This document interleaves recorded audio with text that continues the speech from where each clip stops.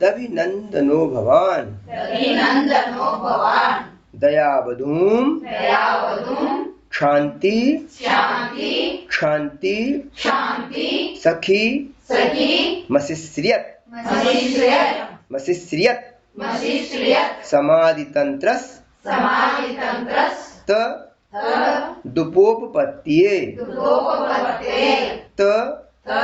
दुपोपपत्तिये द्वयेन नैर्ग्रन्थ्य गुणेन चायुजत्। हाँ, इसके फिर से गुणाभिनंदा दभिनंदनो भवान दयावधूं क्षान्ति सखी मसिश्रियत् समाधितन्त्रस् त दुपोपपत्तिये द्वयेन नैर्ग्रन्थ्य गुणेन चायुजत्। अब मैं पढ़ के सुनाता हूँ, आप सुनना। गुणाभिनंदा दभिनंदनो भवान दयावधूं क्षान्ति सखी मसिश्रियत् समाधितन्त्रस् त दुपोपपत्तिये द्वयेन नैर्ग्रन्थ्य गुणेन चायुजत्। अब इसका अर्थ सुनते हैं अपन। गुणाभिनंदनात् अर्थात गुणों के जिसे जो अभिवृद्धि हैं, गुणों से अभिनंदित हैं, पूजित हैं। हे गुणाभिनंदन भगवान, अनंत गुणों से जो पूजित हैं, वृद्धि को प्राप्त हैं, ऐसे अभिनंदन भगवान, अभिनंदननाथ भगवान, यह आपका सार्थक नाम है। सार्थक नाम मतलब जिनकी अनंत गुणों से अभिनंदना हुई थी, मतलब पूज्यता हुई थी, जिनकी जो वृद्धि को प्राप्त थे, ऐसे अभिनंदन नाथ भगवान। कैसे? भगवान आपने ताऊ क्षांति सखी में शिष्यत क्षमा रूपी सखी से सहित हैं। इनकी सखी कौन सी है? गणती क्या? गणती है। सखा हो तो कौन? सखी। तो कौन है उसकी सखी? क्षमा जिसकी सखी है। सहेली कौन है? फ्रेंड कौन है? क्षमा जिनका सखा है। दयावधूम, दया रूपी जो इसकी स्त्री है, दया ही इनकी हेंडती है। आश्रियत, आश्रय लिया था। और किसका आश्रय लिया? इनका आश्रय। किसका आश्रय लिया? गुणों का अभिनंदन हुआ उनका। किसके कारण हुआ? क्योंकि क्षमा रूपी उनकी सखी थी और दया रूपी स्त्री थी, इसलिए उनके साथ ऐसा हुआ, उनका आश्रय लिया। फिर क्या हुआ? समाधि तंत्र कहते हैं धर्म ध्यान और शुक्ल ध्यान रूपी समाधि। धर्म ध्यान करते थे भगवान और शुक्ल ध्यान करते थे। आर्त ध्यान, रौद्र ध्यान, बिट्टित देने। धर्म ध्यान, शुक्ल ध्यान, बिट्टित देने है। और अपन क्या बोलते हैं? मिथ्यात बिट्टित देने, सम्यक बिट्टित देने। उनने क्या किया? आर्त ध्यान, रौद्र ध्यान, बिट्टित देने, धर्म ध्यान, शुक्ल ध्यान, हिडित देने। उनके माध्यम से तदुपोपपत्तिये क्या किया? उसकी सिद्धि के लिए उपपत्ति, उसको प्राप्त कर लिया। धर्म ध्यान और शुक्ल ध्यान को प्राप्त कर लिया। और फिर क्या किया? द्वयेन, द्वयेन मतलब देखो, अंतरंग और बहिरंग, अंतरंग और बहिरंग, वर्गिंद और वर्गिंद, निर्ग्रंथता को, निष्परिग्रहता को प्राप्त कर लिया। ऐसे अच्युत आयुजत अर्थात युक्त थे। जो अंतरंग और बहिरंग से भी मुनि थे, बाहर का मुनि नहीं। वर्गिंद भी दिगंबर थे और वर्गिंद तो थे ही। वर्गिंद भी मुनित्व को धारण किया था। और जब अंतरंग और बहिरंग से मुनि थे तभी उनके धर्म ध्यान और शुक्ल ध्यान होंगे। अगर अंतरंग और बहिरंग से मुनि नहीं होंगे तो धर्म ध्यान शुक्ल ध्यान नहीं होगा, अर्थ ध्यान और रौद्र ध्यान होगा। और जब ऐसा होगा तो क्षमा रूपी सखी साथ नहीं देगी, है ना? दया रूपी स्त्री साथ नहीं देगी। और जब दया रूपी और क्षमा रूपी स्त्री साथ नहीं देती, गुण का अभिनंदन कैसे होगा? गुण कैसे प्राप्त होंगे? गुणों को प्राप्त नहीं कर सकते। तो उन्होंने क्या किया, और अनंत गुणों के धारी वो अभिनंदन भगवान ने क्षमा रूपी स्त्री सखी और दया रूपी स्त्री को आश्रय लेके धर्म ध्यान और शुक्ल ध्यान को प्राप्त करके उसको अंतरंग और बहिरंग दोनों तरह की निर्गंधता को प्राप्त कर किया था। दूसरा, अचेतने तत्कृत जेपी बंध जेपी च अचेतने तत्कृत बंध जेपी च ममेद मिथ्याभिनि वेशिकग्रहात् मिथ्याभि निवेशिकग्रहात्। फिर से, ममेद मिथ्याभि निवेशिकग्रहात् प्रभंगुरे स्थावर निश्चयेन च क्षतम, आगे क्षतम आ रहा इसलिए उसका का मिलाओ, निश्चयेन च क्षतम जगत तत्व तत्व मजिग्र हत भवान। फिर से कर, अचेतने तत्कृत बंध जेपी च ममेद मिथ्याभि निवेशिकग्रहात् प्रभंगुरे स्थावर निश्चयेन च क्षतम जगत तत्व मजिग्र हत भवान। अब मैं अकेले से पढ़ता हूँ। अचेतने तत्कृत बंध जेपी च ममेद मिथ्याभि निवेशिकग्रहात् प्रभंगुरे स्थावर निश्चयेन च क्षतम जगत तत्व मजिग्र हत भवान।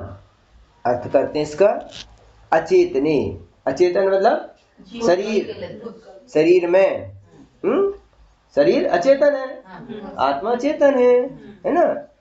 और तत्कृत बंध जेपी च, उस अचेतन शरीर के द्वारा, इस शरीर द्वारा क्या हुआ, कर्म बंध से उत्पन्न सुख दुख पुत्र आदि। अभी देखो, शरीर है तो सुख है दुख है, पुत्र है स्त्री है, खाना है पीना है, बोलना है चलना है फिरना है, देखना है सुनना है, किसके लिए, शरीर के माध्यम से। शरीर नहीं है तो सिद्ध परमात्मा देखते नहीं, बोलते नहीं, खाते नहीं, पीते नहीं, चलते नहीं, अच्छे विचार नहीं, बुरे विचार नहीं। क्या हो रहा, सब बिजली से नहीं हो रहा, बिजली से कुछ नहीं हो रहा। पंखा है, बिजली है, कूलर है, हीटर है तो जलेगा। इसी तरह से शरीर है तो हम बोलेंगे, देखेंगे, सुनेंगे, हैं, कीड़े देने, ऊटा, अरे मलगा, सब हो रहा। किसकी वजह से शरीर है? अनंत परमात्मा भी बोलते हैं समोषण में, लेकिन सिद्ध परमात्मा या बिल्ला कुछ भी नहीं है। तो कह रहे हैं अचेतन शरीर में, और उसके द्वारा क्या हुआ, कर्म बंध हुआ। कर्म बंध हुआ तो सुख दुख हुआ, खाना पीना बाल बच्चे सब। अब चक्रवर्ती बन गए तो चक्रवर्ती ऐसे थोड़ी बन जाएंगे, फिर 96,000 रानियां होंगी, फिर लड़ाई होगी, फिर ऐसे थोड़ी पुण्य कर्म का उधर स्वर्ग जाएंगे तो उधर इतनी इतनी देवियां होंगी, ये होगा। होगा तो कैसे होगा, सुख कैसे होगा? नरक में दुख होगा तो मारा काटी होगी, त्रियंच में होंगे तो कुछ तो होगा। आप पहुंच गए, नरक पहुंच गए, ऐसे बोल दिया नरक चला गया। अरे नरक चला गया ऐसे कैसे चला जाएगा, उधर कुछ तो होगा। स्वर्ग चला गया तो उधर कुछ तो होगा। मनुष्य हुआ तो कुछ तो होगा, बाल होंगे, बच्चे होंगे, जो उसका जन्म होगा, मरण होगा, कुछ तो होगा ना। तो कह रहे हैं इस शरीर के माध्यम से जो हमने हर्ष विषाद किया, कर्मबंध किया, और कर्मबंध के बाद फल हुआ, तो ये सब काम हो गए। फिर क्या हुआ, ममीदम, फिर देखो अब यही हुआ। अब हुआ तो फिर मेरा है, तेरा है, मेरा है, नन्ने दे, निन्ने दे, नन्ने दे, निन्ने दे, नंद दे, निंद दे, है ना। तो ये सब होगा ना, मेरा है तेरा है। अब नहीं था तो कुछ नहीं था ना, अब है ही नहीं तो क्या होगा, है तो फिर कुछ होगा, हर्ष होगा। हाँ अच्छी, आज गर्मी, आज पानी बरसने लगा, अच्छा है। धूप हो गई, खराब है। अब पानी बरसा तो ठंडी निकल गई, लगने लगी, तो धूप आ गई, हाँ अच्छा लग रहा, होगा कि नहीं? तो क्या कह रहे हैं, यह ममिदम, इस तरह के मेरा है, मैं इसका स्वामी हूं। इति, इस प्रकार, अभिनेशी कग्रहात, क्या हुआ, मिथ्या अभिप्राय को स्वीकार करने से, अथवा मिथ्यापन हो गया, मेरा तेरापन आया तो ये मिथ्यात्व हो गया। और प्रभंगुरे, नष्ट होने वाले शरीर पर पदार्थों में स्थावर की, अब भी मेरा घर है, इतने साल बना रहेगा, मैं इतने साल जीऊंगा, तो जो क्षणभंगुर चीजें हैं, उन क्षणभंगुर चीजों में भी स्थिरपना की बुद्धि आ गई। ये सारी मिथ्यात्व की बातें हैं। क्या कह रहे हैं, क्षतम, नष्ट हुए जगत को भगवान आपने जीवादि पदार्थों का यथार्थ स्वरूप अजिग्रहात ग्रहण कराया। अब ये जो मान्यता थी संसार दशा में, मिथ्यात्व दशा में, तो भगवान आपने क्या सिखाया, ओ पवित्र सागर कहाँ लगा है, ये सब क्षणभंगुर हैं, ये शरीर, मकान, जायदाद, ये सुख, ये दुख, ये सब कर्म के उदय से हैं। जब तक कर्मोदय है तो ही है, जब कर्मोदय खत्म हो जाएगा ये भी सब नष्ट। अथवा ये पुद्गल क्षणभंगुर है, नष्ट होने वाले हैं। वो बोलते ना बिजली की चमक के जैसे, इंद्रधनुष जैसे, इंद्रधनुष को क्या बोलते कन्नड़ में है,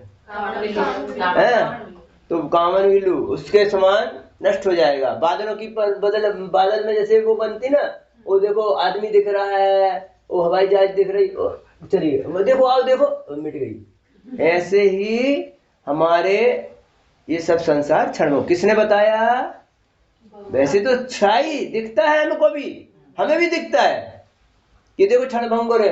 अभी देखो, अभी वो बादल दिख रहा था, चला गया, कहाँ चला गया, अरे बादल दिख रहा था, अब नहीं, महाराज जी वो खत्म हो गया। ऐसा हम भी जानते हैं, लेकिन बादल को क्षणभंगुर समझते हैं, लेकिन अपने शरीर को क्षणभंगुर नहीं समझते, इस परिग्रह को क्षणभंगुर नहीं समझते। तो भगवान आपने हमें यह सब समझाया, और जब हमें समझ में आया तो हमें सम्यक दर्शन हमने पाया। अब बोलते हैं क्षुदादि दुख, देखो खा के बाद प्रा आया, प्रा में आधा पा है, आधा पा होने से कन्नड़ में उसको पूरा पा लिखते हैं, लेकिन वो आधा रहता है, और जो आधा रहता, जो पूरा रहता उसको वत्य अक्षर लिखते, आधा अक्षर लिखते हैं ना। तो लेकिन यहाँ पर जो हिंदी में भी प्रा पूरा जैसा दिख रहा है, वो पा पूरा नहीं है, आधा है, रा पूरा है।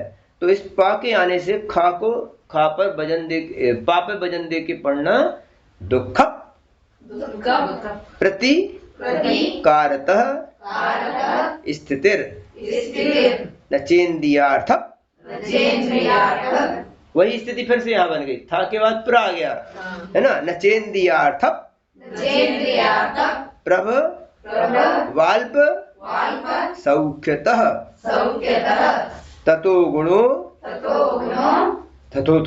ततो हाँ मीठा खाने वाले। देखो जो माताएं मीठा खाती हैं, और खास करके गर्भ काल में मीठा खाती हैं, उनके बच्चे तोतले होते हैं।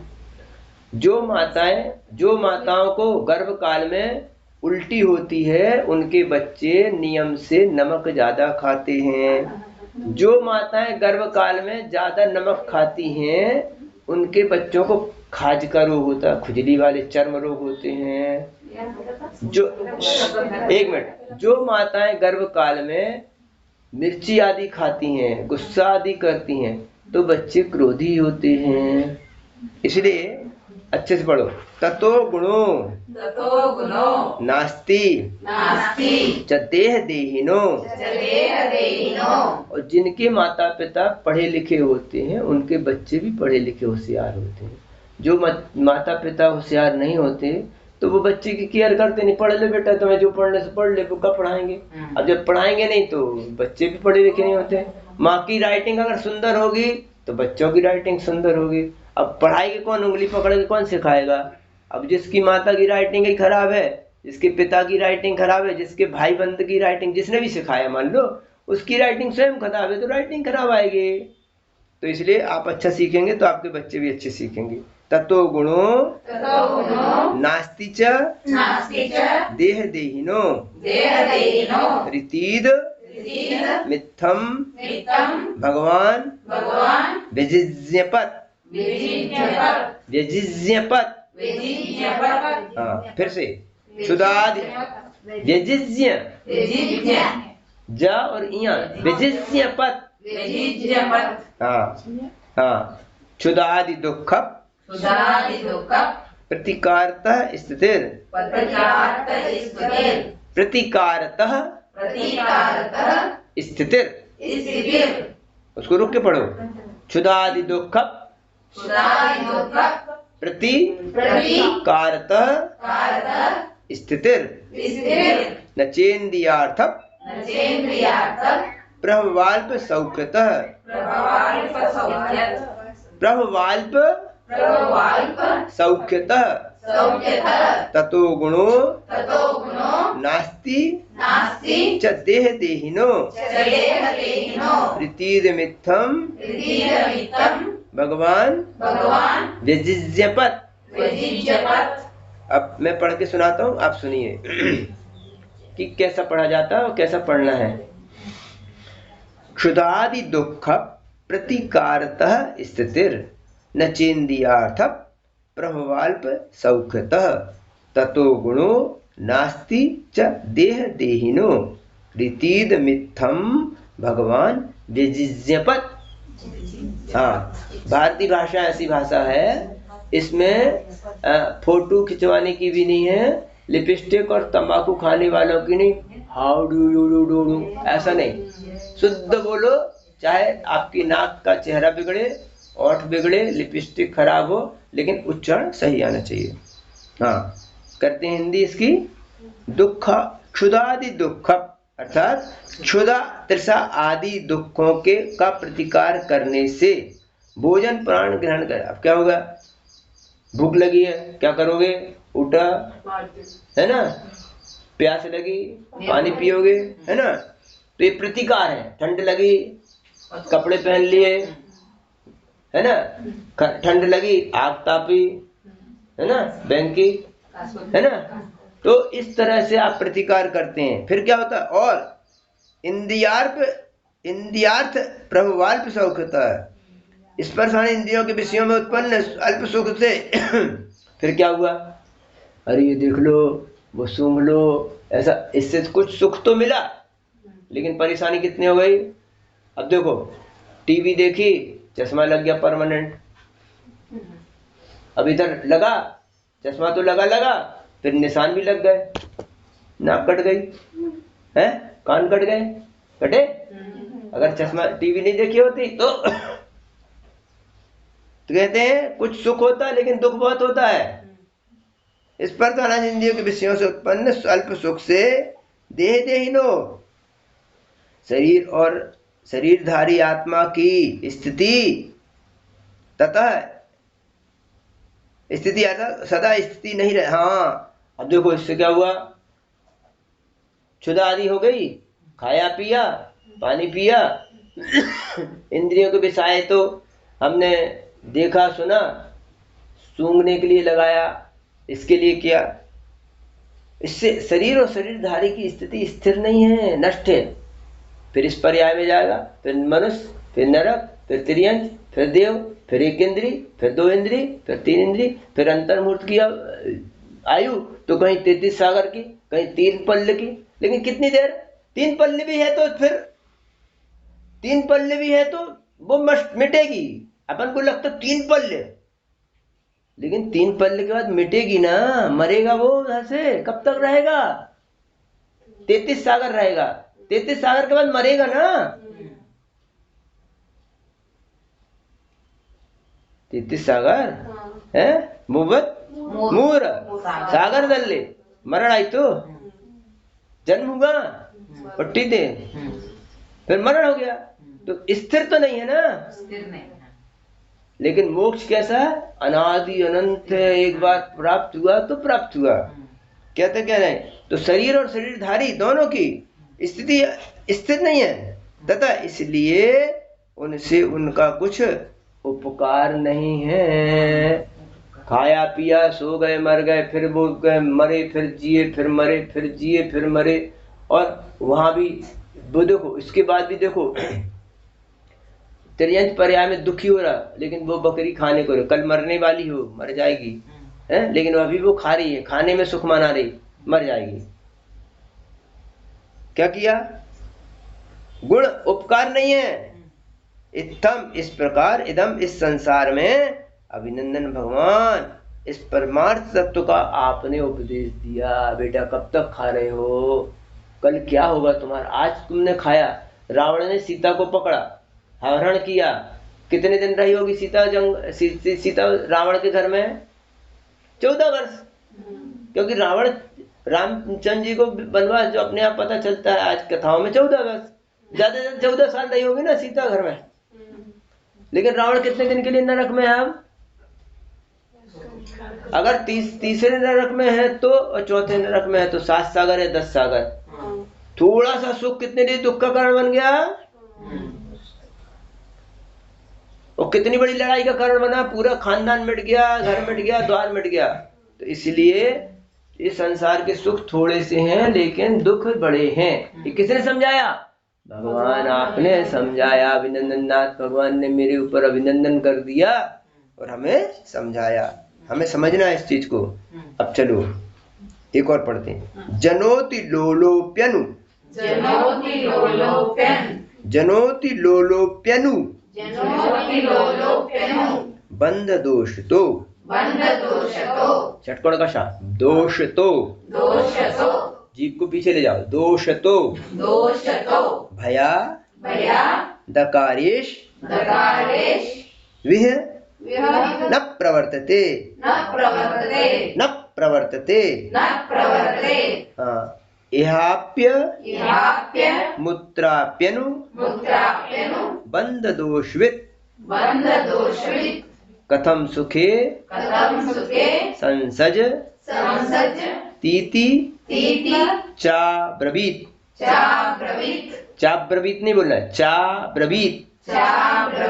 फिर से, जनोति लोलोप्यनु बंध दोषतो भया दकारेश विह न प्रवर्तते, याप्य मुत्राप्यनु बंध दोषवित,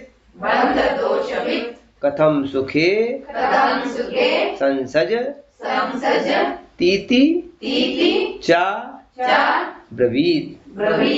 हाँ, इसको मैं सुनाता हूँ, आप सुनिए। जनोति लोलोप्यनु बंध दोषतो भया दकारेश विह न प्रवर्तते, याप्य मुत्राप्यनु बंध दोषवित, कथम सुखे संसज तीति चा ब्रवीत। इसका अर्थ करते हैं, जन अर्थात संसारी जीव मनुष्य, अति डोलह अपि सन, अर्थात अत्यंत आसक्ति लोभ के बस से क्या करता है? अनुबंध दोषता है, आसक्ति रूप दोष से, राजा आदि के भयात, भय से, राजा आदि के भय से क्या करता है? यह इस संसार में अकार्येषु, अकरणीय कार्यों में न प्रवर्तित। हाँ, क्या हो गया? इसकी औरत को नहीं पकड़ना, क्यों? पुलिस डंडा मारेगी। इसकी चोरी नहीं करना, डंडा मारेगी, देख लेगी पुलिस, वो भैया लोग देख रहे बदनाम कर देंगे। अब कोई नहीं देख रहा तो चुपचाप ले लो, अगर कोई नहीं देख रहा तो ले लो। और अगर जहाँ कोई देख रहा होगा या डंडा मारने की इच्छा होगी तो फिर वहां शरीफ बन जाएंगे। नहीं, वो इसकी स्त्री है, वो उसका धन है, उसका है, क्यों? उसके नाम पे लिखा है। तो हम धन क्यों नहीं हड़प रहे? क्योंकि पुलिस डंडा मारेगी, भय से आदमी बने हैं।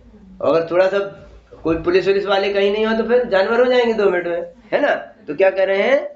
मनुष्य अत्यंत आसक्ति के भाव होने पर भी सन, अपि सन होते हुए भी, लेकिन और आसक्ति का भाव है फिर भी भयात अकार्येषु न प्रवर्तते, लेकिन अकार्यों में प्रवृत्त नहीं होता, भय से। वैसे हम भी नहीं करते। अगर मान लो हमें ये भय ना हो कि कर्म बंद होगा, संसार में रुलना पड़ेगा, नरक जाना पड़ेगा, तो हम नहीं करते। संसार बंद है भय से तो करते, लेकिन लोक में मतलब पुलिस आदि राजा के लोभ से। फिर क्या करा, यहाँ मुत्रापि, अच्छा, इस लोक और परलोक दोनों ही जगह अनुबंध दोष विष आसक्ति के दोष को जानने वाला मनुष्य सुखे, विषय सुख में कथम संसदी, कैसे आसक्त होता है। हाँ ये देखो भाई, इति च अब्रवीत, बोल रहे भगवान कि देखो यहाँ तो लोग, यहाँ पे लोक में तो जब पुलिस आदि का डर होता तो काम नहीं करता। इसी प्रकार जिस व्यक्ति को ये ज्ञान हो जाएगा कि परलोक में भी ऐसा ही दंड मिलता मेरे को, जब यहाँ पर लोक में समाज का दंड होता है, राजा का दंड होता है, डर होता है, तो वो अकार्य में प्रवृत्त नहीं होता। तो जिसको ये ज्ञान हो जाएगा कि परभव में भी इस तरह का दंड मिलता है, तो वो कैसे उसमें प्रवृत्त होगा। समझ आई? हमको ये पता हो गया कि राजा डांटेगा, पुलिस मारेगा, समाज हमको बाहर कर देगी, इसलिए हम अकार्य कार्य नहीं करते। अब जब इसको ये पता चल जाएगा कि परलोक में भी ऐसा ही होता है, तो फिर वो परलोक में के डर से अकार्य कार्यों में प्रवृत्त नहीं होगा। ये किसने समझाया? भगवान आपने हमें ऐसा ही समझाया कि जो होशियार व्यक्ति होते हैं, जब इस लोक में भी राजा आदि के डर से गलत काम नहीं करता, तो परलोक के डर से भी वह गलत काम नहीं करेगा, है ना। तो ये भय, इसीलिए बोलते भय बिन प्रीत न होय न चोरी, ऐसे आदि है। तो भय से ही प्रीत होती है। धर्म में प्रीत क्यों है? अरे नरक जाना पड़ेगा, निरोग हो जाना पड़ेगा, इसे धर्म ध्यान करो, तो भय तो है ना। और राजा का भय, इसलिए हम चोरी नहीं कर रहे, है ना। तो भय होना जरूरी है, भय अच्छा है। भय नहीं होना, निर्भय होना अच्छा नहीं है, भयवान होना फिर भी ठीक है, लेकिन कैसे ऐसा भी भय नहीं, नमोकार मंत्र में पांव रख दो नहीं तो हम तुमको मार डालेंगे, हाँ तो रख दिया पांव, ऐसा भय नहीं। संसार के दुखों से भयभीत होना चाहिए, इसके लिए भय बताया। अच्छा एक और आखिरी करते हैं। सचानुबंधोस्य बंधोस्य जनस्य तापकृत, जीवनी हटाना, तापकृत त्रिशोभि विद्धि सुख तो न च स्थिति, न च स्थिति, हाँ, इति प्रभो लोक हितम यतो मतम ततो भवानेव गतिः सताम मतः। फिर से पढ़ते हैं। सचानुबंधोस्य जनस्य तापकृत त्रिशोभिविद्धि सुखतो न च स्थितिः इति प्रभो लोक हितं यतो मतम ततो भवानेव गतिः सताम मतः। हम अकेले से पढ़ते हैं। सचानुबंधोस्य जनस्य तापकृत त्रिशोभिविद्धि सुखतो न च स्थितिः इति प्रभो लोक हितं यतो मतम ततो भवानेव गति सताम मतः। इसका अर्थ यह है कि सच अनुबंध है, वह आसक्तता, अनुबंधता मतलब अनुबंधता मतलब बाउंडेशन, है ना, वो है बंध आसक्तता। और च आसक्तता से उत्पन्न होने वाली, उससे क्या हुआ? तृष्णा और अभिवृद्धि। देखो जब तंबाकू नहीं खाई थी या पहली बार खाते थे तो होता था, अब नहीं खाता चक्कर आता था, अब तंबाकू नहीं खाता तो चक्कर आता है ना। तो उससे क्या आशा तृष्णा बन गई। अब चाय बिना नहीं रहा जाता, पहले चाय पीते ऐसे कैसे चाय, अब चाय पी ली तो अब लगता अरे चाय चाहिए, बिना चाय के नहीं रहता बनता। तो क्या हुआ? पहले आसक्तता हुई और आसक्तता से क्या हुई? तृष्णा आदि बढ़ गई, अब ये तो चाहिए मेरे को। फिर और उत्तरोत्तर तृष्णा की अभिवृद्धि होती है। यस्य जनस्य, इस विषया। देखो जब टीवी नहीं देखी थी तो तुम्हें टीवी का रोग था क्या? जब तुमने रेडियो नहीं सुना तो रेडियो का रोक था क्या? मोबाइल नहीं सुना तो काम चलता था ना। अब मोबाइल के बिना काम कैसे नहीं चलता? और वो बिल्कुल उसको फोन करो, इसको फोन, देखो है ना। तो कहते हैं कि अस्य विषय शक्ति से तापकृत संताप नहीं मिलता तो क्या? उसका फोन अगर किसी ने लुका दिया तो कैसे टेंशन होता है उसको, है ना, ताप होता है। सुखता है प्राप्त हुए अल्पमात्र सुख से, है ना, नचा स्थिति, और उसकी स्थिति भी नहीं है, जीव की स्थिति से नहीं, स्थिति नहीं होती, अर्थात अल्प सुख से जीव संतुष्ट नहीं हो। हाँ, जीव की स्थिति नहीं रहती, अगर नहीं मिले तो उसको बेचैनी हो जाती है, रहा नहीं जाता। कोई तो मर जाते हैं, उनका उन्होंने फोन नहीं दिया, माँ बाप ने, वो फांसी लगा ली, ऐसा हो गया तो क्या हो गया? स्थिति नहीं रहती। फिर क्या होगा? इति हे प्रभो, हे स्वामिन, चूंकि मतम, आपका यह मत लोकहितकारी कल्याणकारी है, अतः आपने भगवान सताम विवेकी जन सत्पुरुषों के शरण अर्थात गति अर्थात शरण मतः माने गए हैं। क्या है?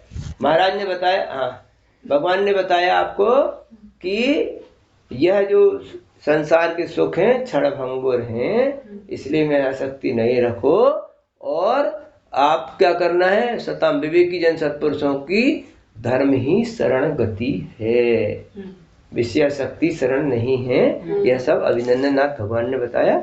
आपका समय होता है और हमारा भी समय होता है, शेष बात है फिर आगे करेंगे। आज इतना ही। बोलो अहिंसा परमो धर्म की जय। अभिनंदन नाथ भगवान की, है